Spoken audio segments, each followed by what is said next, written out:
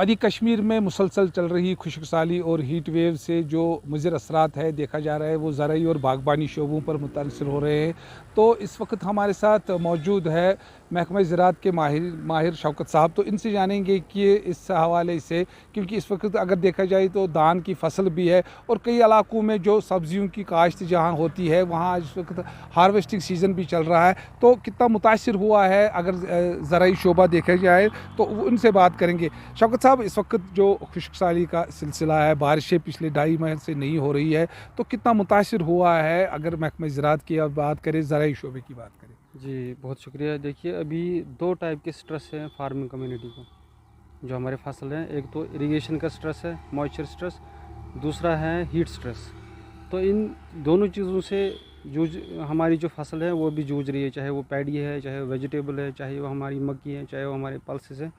तो इस सिलसिले में हम अपने जो ज़मींदार भाई हैं उनसे हमारी यही दरख्वास्त रहेगी कि जो क्रिटिकल इरिगेशन है हर फसल की वो तो हमें देनी ही पड़ेगी, लेकिन इरिगेशन हमें या तो सुबह अर्ली मॉर्निंग या तो लेट इवनिंग, दिन में जब टेम्परेचर ज़्यादा होता है उस टाइम पे हमें इरिगेशन नहीं देनी है। दूसरा, हमने जो सॉइल मॉइस्चर कंजर्वेशन प्रैक्टिस होती है जिसमें हमारा मल्चिंग का इस्तेमाल होता है, चाहे हम घास डाल सकते हैं ज़मीन के ऊपर या प्लास्टिक मल्च यूज़ कर सकते हैं, उस चीज़ से हम मॉइस्चर को कंज़र्व कर सकते हैं।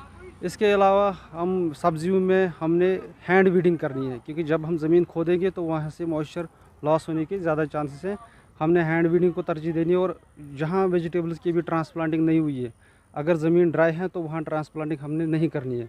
जहाँ तक पैडी की बात है, अगर कहीं इलाकों में पैडी की क्रॉप फेल हो चुकी है इरिगेशन की वजह से, इरिगेशन ना होने की वजह से, तो वहाँ पे हमने मूंग को एज कंटिजेंट क्रॉप उसकी सोइंग करनी पड़ेगी। मुझे बताइए शौकत साहब, जैसे कि इस वक्त ड्राई चल रहा है, ड्राई स्पेल चल रहा है, तो क्या इससे जो हमारी सब्जियां हैं या फिर धान की फसल है, इन पे कुछ डिजीज़ मरतब होने का खदशा लाहक पैदा हो गया है और क्या एहतियाती तदाबीर करने की मज़ीद इनमें ज़रूरत है?